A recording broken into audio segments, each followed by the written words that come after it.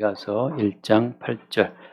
이러므로 내가 애통하며 애곡하고 벌거벗은 몸으로 행하며 들깨같이 애곡하고 타조같이 애통하리니 이는 그 상처는 고칠 수 없고 그것이 유다까지도 이르고 내 백성의 성문 곧 예루살렘에도 미쳤음이니라. 가디에 알리지 말며 도무지 울지 말지어다. 내가 베들레아 브라에서 티끌에 굴렀도다. 사빌 주민아 너는 벗은 몸에 수치를 무릅쓰고 나갈지어다. 사안한 주민은 나오지 못하고 벳에셀이 애곡하여 너희에게 의지할 곳이 없게 하리라. 마롯 주민이 근심 중에 복을 바라니 이는 재앙이 여호와께로 말미암아 예루살렘 성문에 임함이니라. 라기스 주민아 너는 준마의 병거를 메울지어다. 라기스는 딸 시온의 죄의 근본이니 이는 이스라엘의 허물이 내게서 보였음이니라. 이러므로 너는 가드 모레셋에 작별하는 예물을 줄지어다. 악십의 집들이 이스라엘 왕들을 속이리라. 마레사 주민아 내가 장차 너를 소유할지라도 내게 이르게 하리라. 이스라엘의 영광이 아둘람까지 이를 것이라. 너는 내 기뻐하는 자식으로 인하여 내 머리털을 깎아 대머리 같게 할지어다. 내 머리가 크게 벗어지게 하기를 독수리 같게 할지어다. 이는 그들이 사로잡혀 너를 떠났습니다. 아멘. 미가서 두 번째 대목입니다. 우리가 알다시피 선지자들의 모든 글들은 그 톤이 말이죠. 그 색깔이 굉장히 무겁고 우울합니다. 항상 심판의 메시지를 선포하고 있죠. 그래서 선지자들의 이 모든 말씀이 왜 이렇게 무겁고 어두운가 하면 선지자들은 계시의 세계에서 하나님의 언약의 세계에서 역사의 세계를 바라보니까 역사의 세계에 속한 사람들이 허탄한 것들에 몽땅 매여 있는 것을 보는 거죠. 장차 사라질 헛된 것들에 그 마음을 두고 그 정성을 쏟고 있는 그 모습이 참 안타깝고 무지하기 때문에 선지자들의 모든 글은 그 참된 현실을 바라보는 안목에서 다 나오는 거죠. 그래서 너희들이 지금 추구하는 것은 하나의 허상이라는 사실을 계속 말씀해 주고 있습니다. 그러나 어때요? 그러나 모든 인생들은 허상에 집중하죠. 참 간단한 말이잖아요. 재물이, 돈이 마침내 너를 살리지 못할 걸 알면서도 불구하고 우리는 돈의 어떤 그 달콤함에서 벗어날 수가 없죠. 그리고 인생이 언젠간 다 끝날 걸 알면서도 어떻습니까? 우리는 우리 인생에 대한 집착에서 벗어나지를 못하죠. 그런 것처럼 지금 선지자는 계속해서 우리가 붙들고 있는 것들이 어떤 허상인 것을 알게 하는 식으로 말씀을 전개하고 있어요. 지난주 봤던 말씀처럼 여호와께서 땅의 높은 곳을 밟으신다 이렇게 말씀했잖아요. 오늘은 그 여호와께서 밟으시는 그 땅의 높은 곳들에 대한 항목이 쭉 나옵니다. 그 부분이 나오고 있어요. 예를 들어서 오늘 거기 11절 말씀에 사빌 주민아 너는 벗은 몸에 수치를 무릅쓰고 나갈지어다. 사빌이라고 하는 곳은 굉장히 우리로 치면 강남 같은 곳이죠. 강남, 압구정 이런 식으로 잘 사는 사람들이 좋은 옷을 입고 다니는 그 아주 화려한 도시를 말하는데 그 화려한 도시의 주민들이 이제 벗은 몸의 수치를 드러내고 포로로 끌려가다든지 피난살이 하는 그런 모습을 지금 말하고 있는 겁니다. 이제 모든 것은 이 사빌, 그다음에 사안한 주민은 나오지 못하고 굉장히 사안이라는 그 도시의 주민들은 말하자면 뭐랄까요? 인생의 어떤 진취적인 기사에 있는 그런 도시인데 우리로 치면 영광 가서 뭐라 하죠? 영광에 가서 자랑하지 말라? 주목인가요, 영광이? 그런 말씀 있지 않습니까? 무슨 말인지 못 알아들었습니까? 영광 가서 굴비만 떠오르죠. 아무튼 어디 가서 무슨 힘들어하지 말라 이런 식으로 각 도시마다 마을마다 그 마을에 한 장점들이 있잖아요. 근데 이 말하자면 사안이라는 그 도시 같은 경우에는 굉장히 사람들이 이렇게 발전적인 사람들인데 근데 그 사람들이 나오지 못하고 묶이는 거죠, 그냥. 벳에셀이 애곡하여 너희에게 의지할 곳이 없게 하리라. 또 마롯 주민이 근심 중에 복을 바랐나 재앙이 닥쳤다고 하는 거. 또 13절에 그 라게스 주민아 너는 준마의 병거를 메울지어다. 라게스라고 하는 것은 굉장히 그 말의 집산지다 그래야 되나요? 그 말을 키우기에 좋은 환경이었다 그러죠.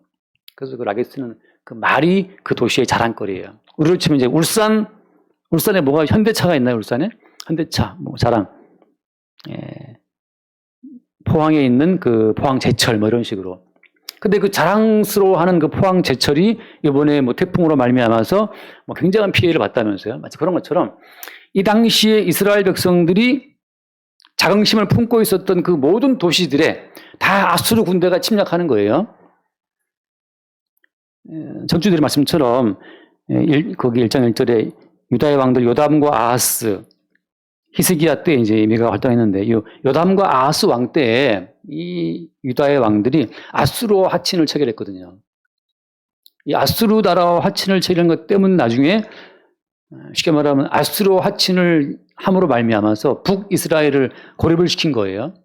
그래서 북이스라엘이 멸망을 당하면서 그냥 아수르 군대가 쳐들어와서 유다의 많은 성읍까지도 공격을 한 거예요.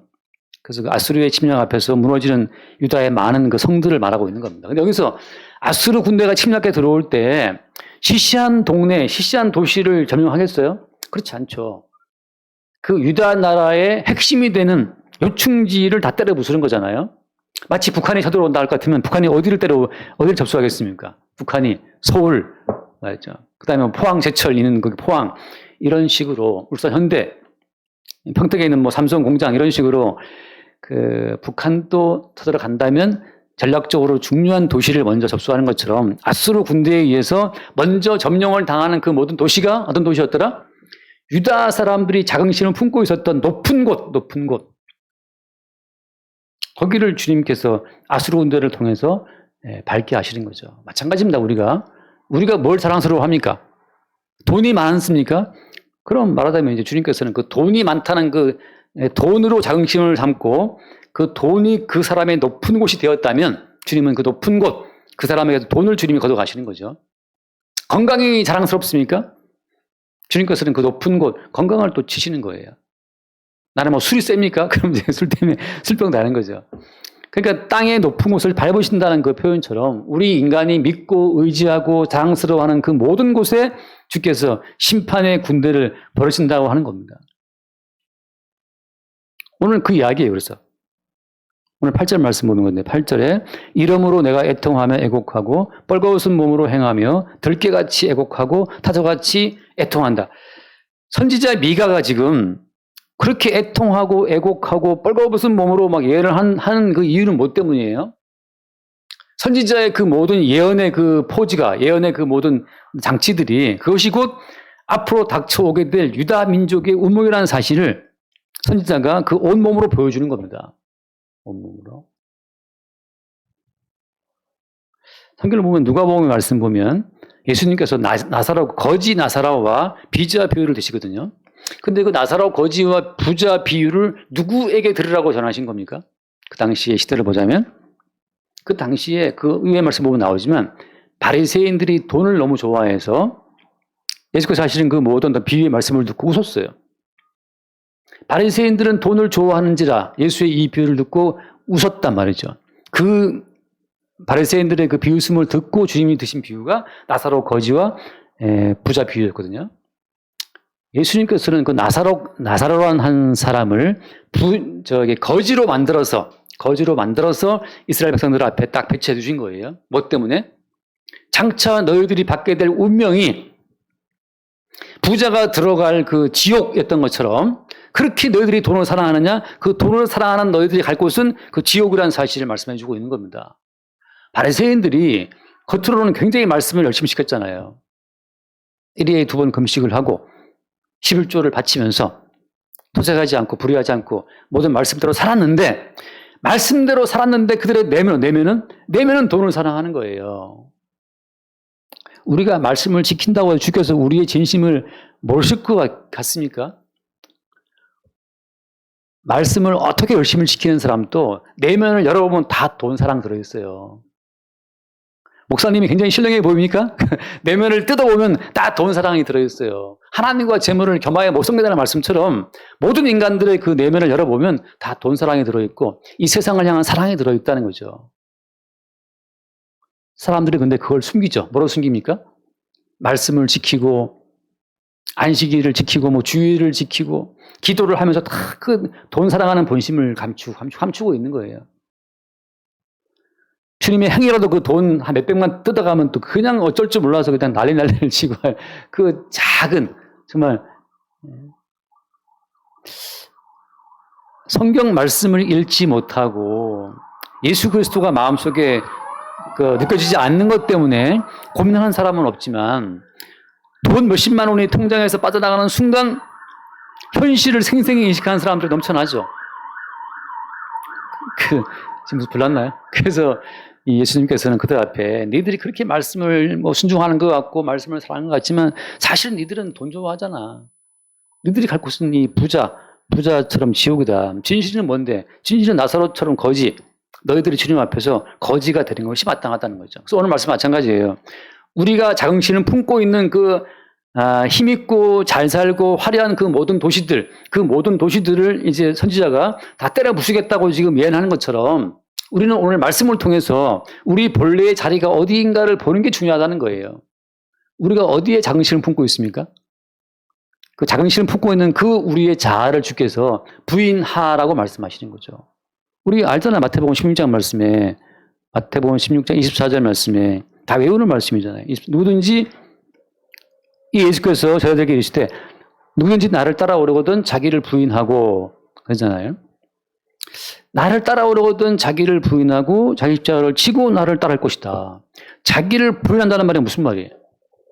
어떤 자기를 부인해야 되는 겁니까? 우리 하영이나 공부할 때 막 놀고 싶은 자기를 부인하고 열심히 공부하는 거예요. 놀고 싶은 자기를 부인하고 열심히 공부하는 것은 여전히 성공하고 싶고 잘 살고 싶고 시험 잘 보고 싶고 뭐든지 잘 되고 싶은 그 나를 바라보고 있는 거잖아요. 그건 자기 부인이 아닌 거예요. 자기의 강력한 긍정이지. 나는 성공하고 말 거야. 성공을 위해서 내가 밤잠 안 자고 노력한다. 그건 자기 부인이 아니고 자기 긍정이에요. 자기에 대한 초긍정. 어떤 사람은 종잣돈 시드 머니를 모으기 위해서 5천만 원인가 1억까지 모으기 위해서는 월급의 80%까지 저금하라 했잖아. 그런 말도 본 것 같아요. 그래, 시드 머니를 말하면서 80% 월급을 저금한다. 그 자기에 대한 긍정이죠. 잘 살고 싶고 부자가 되고 싶은 자기를 긍정하고 있는 거예요. 예수께서 말씀하신 것은 자기를 부인하고 자기 십자가를 지고 따라오라 이 모든 말씀은 자기 부인이라는 말은 하나님 앞에 우리의 모습이 하나님 앞에 우리의 그 실존이 심판을 받아 마땅하다고 하는 그 진실을 받아들일 때 그게 자기 부인이에요. 다시 말씀드립니다. 성경에서는 두 개의 자아를 말해요. 어떤 자아를 말하느냐? 이 세상에서 형성된 자아가 있습니다. 이 자본주의 사회에 따르면은 돈이 최고니까 돈 잘 버는 길로 우리를 막 이제 이렇게 몰아가서 우리 자아가 돈이 최고로 알고 이제 살아가잖아요. 그래서 지난주에 드린 말씀처럼 지난번에 했나요, 제가? 돈 100억을 가질래? 아니면 서울대 의대를 들어갈래? 이렇게 물어봤을 때 서울대 학생들한테 너 서울대 들어갈래? 의대 갈래? 아니면 100억을 가질래? 이렇게 물었을 때 서울대 학생들이 뭘 택했겠습니까? 상당수의 학생들이 100억을 원했대요. 그래서 이유가 뭐냐? 학생 왜 100억을 택했어? 서울대학이 그 배지도 멋있고 들어가지 좋지 않아? 그랬더니 어차피 서울대 가는 이유가 돈 많이 벌려고 가는 건데 서울대 안 가고 100억 준다니까 당연히 서울대 안 가거나 공부하기 힘든데 그냥 100억 가져가랍니다. 그거잖아요. 이 사상에서 형성된 우리의 자아는 그러니까 돈이 최고로 내 생존이 최고로 형성된 우리의 자아란 말이죠. 성경에서 뭘 말하냐? 그런 자아를 부인하고 성경에서 말하는 자아는 뭐냐? 창세전에 그리스도 예수 안에서 하나님께서 미리 아신 자들이 있어요. 그것이 언약 속에 있는 자아입니다. 언약 속에 있는 자아. 우리 잠깐 로마서 말씀 보면 로마서 8장 이건 제가 주질 않았는데 그냥 한번 찾아보세요. 로마서 8장 29절 말씀에 로마서 8장 29절부터 30절까지 29, 30 8장 29절 하나님이 미리 아신 자들을 또한 그 아들의 형상을 본받게 하기 위하여 미리 정하셨으니 하나님이 미리 아신 자들이 있다는 거죠. 이는 그로 많은 형제 중에서 맏아들이 되게 하려 하심이니라. 30절 또 미리 정하신 그들을 또한 부르신 그들을 또한 의롭다 하시고 어렵다 하신 그들을 또한 영원하게 하셨느니라. 여기서 미리 아셨다, 미리 정하셨다. 이런 미리 아시고 미리 정해진 자들, 이 자아가 참된 자아인 거예요. 하나님께서 창세전에 미리 아시고 미리 정하신 그 자아를 싸고 있는 이 세상에서 형성된 그 거짓된 자아죠. 이 땅의 가치관으로 똘똘 뭉쳐있는 거짓된 자아를 그걸 깨부시고 부셔나가는 과정이 그게 자기 부인의 과정이에요. 우리는 생각하죠. 아, 돈 없으면 어떻게 살지? 돈이 있어야 살아. 돈은 나의 제2의 생명이야. 뭐 그렇게 이제 생각한다고 치면 그것이 이제 이 땅에서 만들어진 거짓된 어떤 가치관이라고 하는 거죠. 아담에게 마귀가 와서 미혹하기를 선악과를 먹어라. 선악과를 먹으면 너의 눈이 밝아져서 하나님처럼 된다라고 말할 때 그 선악과를 먹고 눈이 밝아진 그 자아가 부정돼야 될 자아고 그 깨져나가야 될 껍데기 자아인 거예요. 선악과를 먹었기 때문에 그래서 우리는 무엇이 선인지 악인지를 판단해 나가는데 그때 선과 악의 판단 기준점은 나의 생존, 내 생존이죠. 어떤 분이 저한테 뭐 무슨 목사님 닮았다 그래서 그래서 한번 유튜브 찾아봐서 닮았나. 뭐 삐쩍 말라갖고 그냥 안경 쓰고 뭐 그건 좀 닮은 것 같기도 한데 메시지를 들어보니까 아주 공부를 많이 하신 분이고 박학다식 하시더라고. 그러니까 철학적으로 생각을 깊이 하신 분인 건 맞는데 제가 안타까운 것은 뭐냐. 그런 분들이 굉장히 많아요. 항상 성경을 아주 깊이 있게 보여듯이 이렇게 나가는데 항상 마지막에 곁길로 새, 함석보로. 어디로 새느냐? 이게 인간의 세계를 뚫고 계시의 세계로 이게 접속이 돼야 되는데 결국 인간의 세계에 갇혀버려요. 갇힌 인간 속에 갇혀있는 그 한계를 드러내 보이는 식으로 모든 말씀이 풀려가는 거죠. 그래서 그분이 이런 비유를 들었어요. 러시아 전쟁, 우크라이나 사태가 있는데 그래서 뭐 사람들이 하나님이 어디 계시냐, 하나님이 계시면 이럴 수가 있나, 하나님이 침묵하시나 그런 질문들을 많이 한대요. 그래서 그분이 이제 그런 이야기를 듣고 하나님은 과연 침묵하시는가? 거기다 이제 나름 답변을 이제 주시는 거예요. 유튜브에서. 상당히 유명하신 분이더라고. 그분의 설명은 이런 거죠. 당신이 이미 마음속으로 하나님이 계시다면 이렇게 비참한 사태가 있을 수가 있나? 왜 그 우크라이나의 어린 아이들이 포탄에 맞아 죽어야 되는가? 그렇게 당신 속에서 하나님이 계시면 왜 이렇게 이럴 수 있습니까? 어떻게 불쌍한 아이들이, 무고한 아이들이 죽임을 당합니까? 라고 묻는 그 물음 자체가 그것이 사실은 하나님이 당신 속에서 당신을 통해서 생각하게 하고 말하고 있는 거라는 거죠. 무슨 말인지 알아들었습니까? 하나님 어떻게 무고한 아이들이 전쟁통에 저렇게 죽어나가야 됩니까? 안타깝습니다. 하나님이 왜 침묵하십니까? 그렇게 지금 내 속에서 말하고 있는 그 음성 자체가 그것이 하나님이 지금 말씀하고 있는 거 아니냐. 그렇게 이제 그분이 설명하더라고요. 어떻습니까? 제 생각은 그죠. 그건 선악과를 먹은 인간의 생각이지. 성경에서 뭘 말해요? 성경에서는? 오늘 미가서에서 미가의 예언대로 이제 미가의 예언 그대로 오늘 여기 나와 있는 도시들 있지 않습니까? 뭐 사빌 줌이나 사안 줌이나 마롯 줌이나 라게스 줌이나 이 도시 요대로 나중에 아수르 군대가 침공했을 때 이 도시 그대로 아수르 군대가 쳐들어왔답니다. 그대로 목록 그대로.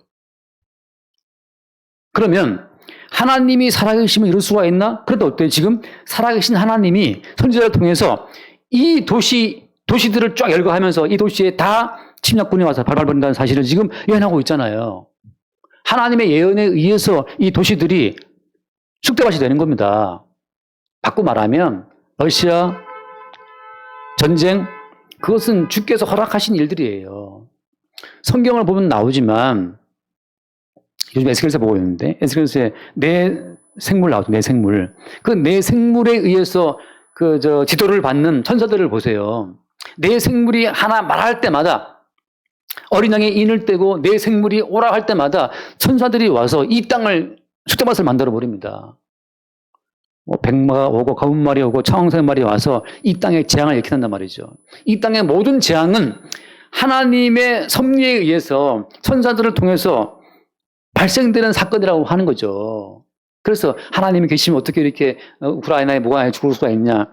이 세상 속에서 무고한 존재는 아무도 없어요. 하나님은 사랑이신데 그럴 수 있나? 하나님은 사랑이시죠. 근데 하나님은 누구를 사랑하시는 겁니까? 성경에 보면 나오지만 하나님께서 사랑하시는 분은 그 아들 예수님밖에 없어요. 이는 내 사랑하는 아들이다. 내 기뻐하는 자녀는 저의 말을 들으라. 하나님께서 이 땅에 오직 예수님만을 이렇게 따라가면서 예수님만을 이렇게 사랑하시죠. 그리고 어때요? 그 예수께서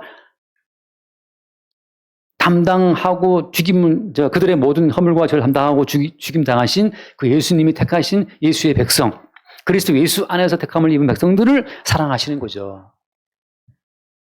기본적으로 인간의 자리를 하나님의 심판을 받아 멸망받아 마땅한 자들로서의 이 세상을 볼 수 있어야 되는데, 당연히 인간은 행복하게 살아야 되고 잘 살아야 된다는 전제를 깔고 하나님을 대하면 마귀를 만나게 돼요. 그 마귀를 하나님으로 생각한다는 거죠.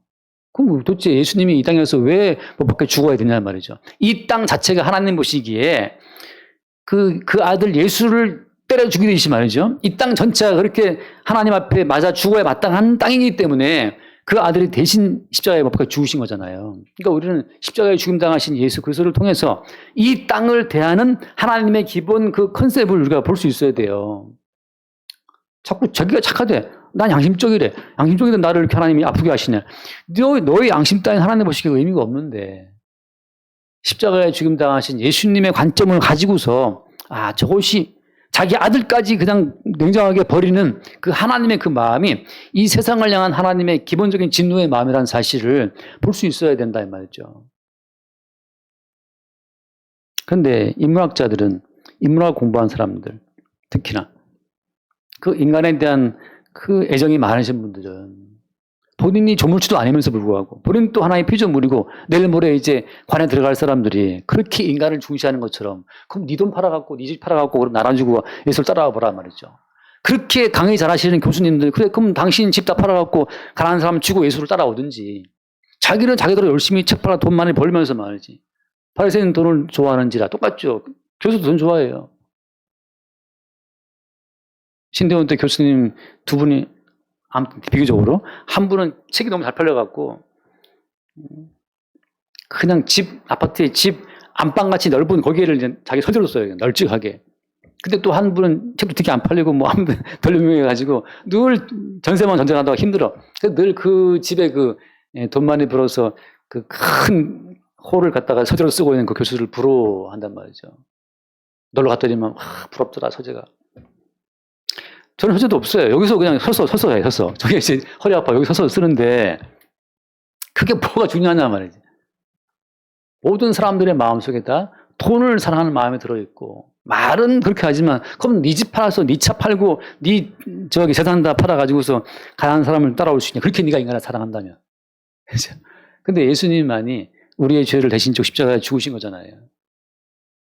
그래서 오늘 이 미가 선지자가 하는 예언을 보면 이미 하나님은 유다를, 예루살렘을 박살내기로 지금 마음먹고 있는 거고, 그래서 미가로 하여금 애통하고 애곡하고 뻘거벗은 몸으로 애곡하고 이런 예언을 하게 한 거예요. 미가는 장차 올 심판을 미리 보니까 지금 유다 민족들이 뭐 사벨 주민들은 좋은 옷을 입고 말이죠. 막 달리고 있고 말이죠. 여기 사벨이 말하자면 이제 이탈리아 치면 이제 밀라노 있잖아요. 밀라노 컬렉션, 밀라노 같은 그런 도시란 말이죠. 차 좋은 옷을 입고. 그러나 선지자가 봤을 때 저렇게 좋은 옷을 입고 사랑하는 저 도시가 이제 아수르 군대의 무자비한 말발굽알에 짓밟힐 것을 지금 보이니까 선지자 미가는 안타까운 마음으로 빨가벗고 애통하고 있는데, 다른 이들이 볼 때는 저 미친놈 아니야 저거 왜 이렇게 울고 그래? 나라가 지금 대평한데. 그 신흥 강국 아수르와 화친 체결했다고 지금 좋아하고 있는데 선지자 미가는 울고 있어요. 너 왜 울어? 너 왜 우는데? 앞으로 아수르 군대가 이 땅을 쳐들어와서 모든 도시 요충지를 다 점령하고 박살낼 것이다. 그걸 지금 미리 보고 있잖아요. 하나님의 진노의 심판을 미리 본 자의 애통이죠. 하나님의 그 모든 진노의 심판이 한 접점으로 모아져서 십자가 못 박히신 예수로 다 이루어질 것을 미리 본 자의 마음. 그게 성도의 마음이에요. 그래서 결론적으로, 결론도 아니지만 오늘 말씀에 유대 민족이 자랑스러워하던 그 모든 도시들이 박살나는 걸 보면서, 유대 민족이 자랑스러워하던 땅의 높은 곳들이 다 박살날 것을 보면서 오직 우리는 뭘 자랑해야 되는 겁니까? 돈 많은 우리 집 자랑합니까? 아니면 건강 자랑합니까? 공부 잘하는 우리 아들, 딸 자랑합니까? 부강한 대한민국 자랑합니까? 자랑할 것이 아무것도 없어요. 하나님의 진노의 심판 아래 다 사라질 것들이기 때문에. 잠깐 말씀 한번 갈라디아서 6장. 갈라디아서 6장. 그래서 사도 바울이 우리한테 주시는 말씀은 오직 이것만을 자랑할 것을 사실은 말하고 있는 거죠. 갈라디아서 6장 14절. 6장 14절. 그러나 내게는 우리 주 예수 그리스도의 십자가 외에 결코 자랑할 것이 없으니. 사도 바울이 우리 주 예수 그리스도의 십자가 외에는 자랑할 것이 없다. 이 말을 왜 하는 겁니까? 돈 자랑하든지, 건강 자랑하든지, 공부 잘하는 아들딸 자랑하든지, 승진 자랑하든지, 좋은 차 자랑하든지. 저도 페이스북 친구 목사님 한 분이 그러면 카니발 신형 풀옵션으로 탁 했다고 이제 사진 찍어서 올렸더라고요. 댓글이 막 한 50개가 막 달렸어요. 막 부럽기도 하고 막 축하한다고 말이죠. 요즘 나온 신형 카니발 그 옵션, 풀옵션 되게 비싸거든요.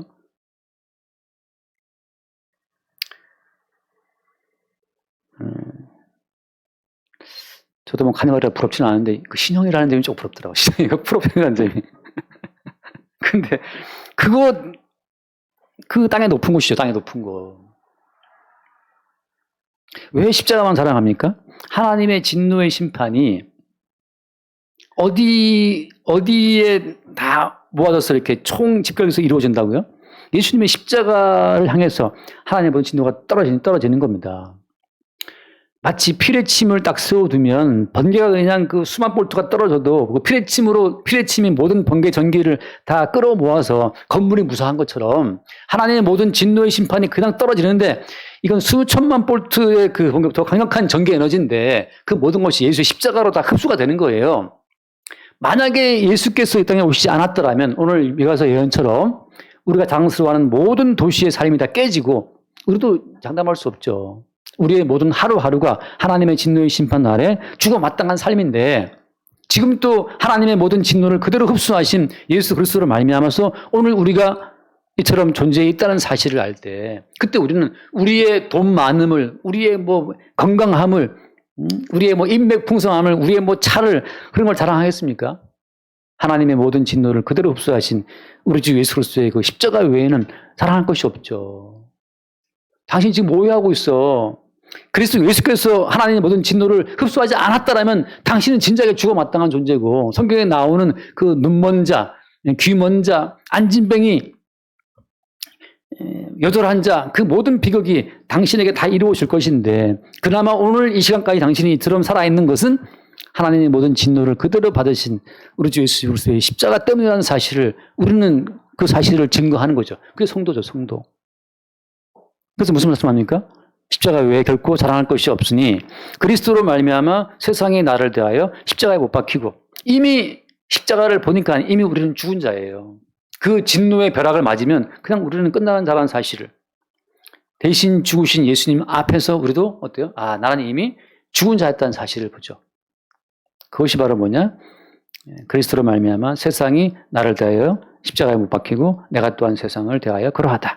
그러니까 십자가에서 이미 세상을 대해서 죽고 또 세상도 나에 대해 죽었기 때문에 이제 이 땅 가운데 우리가 자랑할 것은 있어요, 없어요? 아무것도 없어요. 그 다음 15절 할례나 무할례가 아무것도 아니로되 오직 새로 지으심을 받는 것만이 중요하니라. 할례나 무할례, 그 당시에 할례는 유대인의 자랑이죠.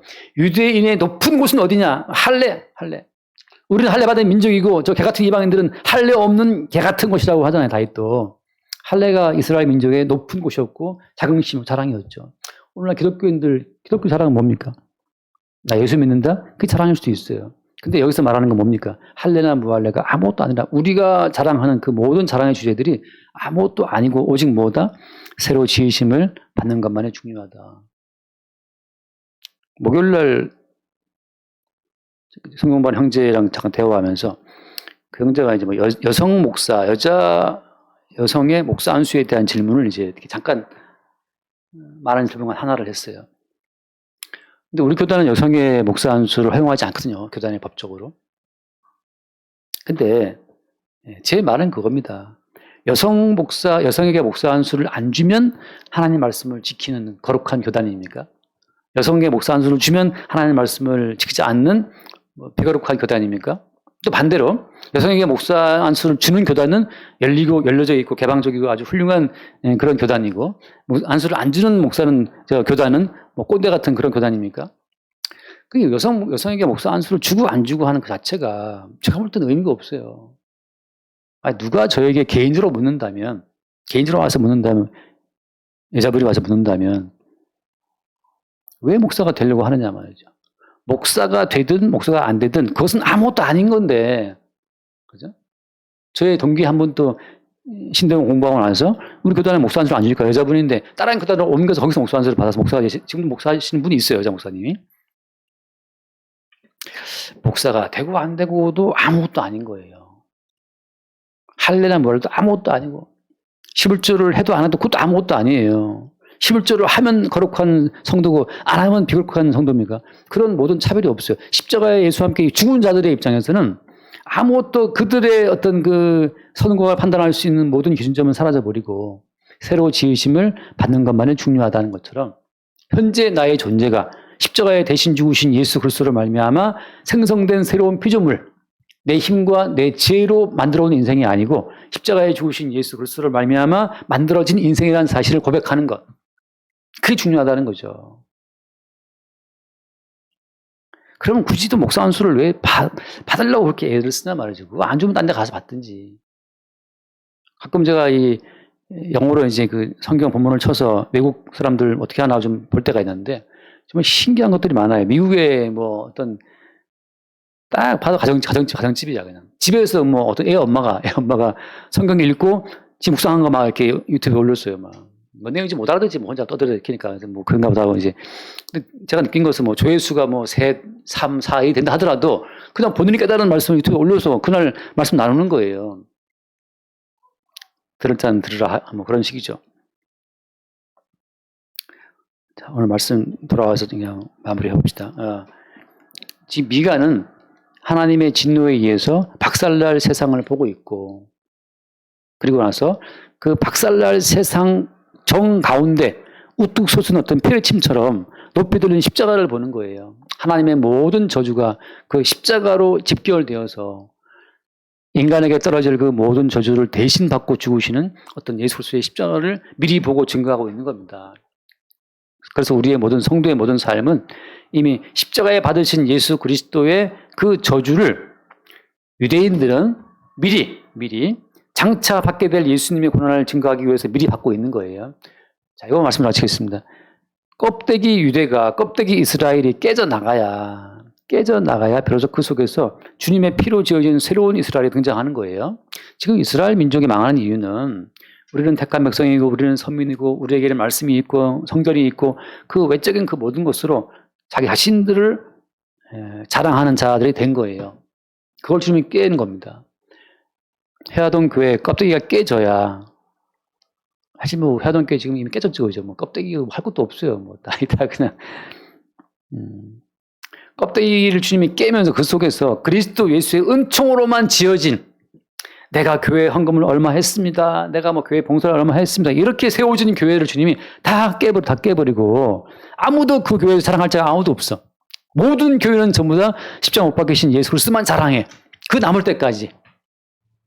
그들이 한 것 모든 걸 주님이 제거하는 과정이 지금 아수르 군대를 통해서 유대 민족을 짓밟고 있는 과정인 거예요. 매일매일 주님은 우리의 인생을 통해서 우리가 자랑스러운 요소들을 때려 부순다, 깨 부술 때 우리는 우리 스스로가 만들어 놓은 자랑거리들이 무너지는 과정을 통해서 하나님의 저주의 실상과 저주를 대신 받으신 예수님의 그 십자가만을 자랑하는 위치에 또 서게 되는 거예요. 그것이 참된 이스라엘이고 그게 참 교회예요. 제가 성지순례 뭐 타이틀은 그렇지만 아무튼 터키를 쭉 갔을 때 그 터키에 소화실 7교회 여왕시 나와 있죠. 여왕이 나와 있는 에베소 교회, 빌립보 교회 다 있는데 터키 가보면 오늘날 거기 교회 아무것도 없어요. 이슬람 사원만 세워져 있죠. 뭘 말하는 겁니까? 주님께서 그 지상교회가 참된 교회였으면 왜 그걸 다 무너뜨렸겠어요? 그렇지 않거든요. 껍데기 교회는 늘 무너지고 그 껍데기가 무너지는 과정을 통해서 주님의 십자가의 희생으로 지어진 새로운 교회를 등장시키는 것, 그게 주께서 계속 해나가시는 과정이죠. 오늘 또 우리 자신의 높아진 것들이 부서지면서 예수님의 은혜의 산물로서의 내가 튀어나오는 고백되는 그런 어떤 은혜의 순간들이 앞으로도 있게 되길 바랍니다. 기도하겠습니다. 하나님 아버지 감사합니다. 선지자 미가는 닥쳐올 심판을 미리 보고 심히 애통하고 애곡하는 그 슬픔의 마음을 고백하고 있습니다. 날마다 우리가 자랑스러워하는 이 땅의 모든 가치관의 체계들이 무너지게 하시고 오직 십자가에 죽으신 예수의 희생으로 지어진 새로운 피조물, 새로 지으심을 받은 그것만을 자랑할 수 있도록 우리의 모든 삶을 깨뜨리고 또 새롭게 세워 주옵소서. 우리 주 예수 이름으로 기도드립니다. 아멘.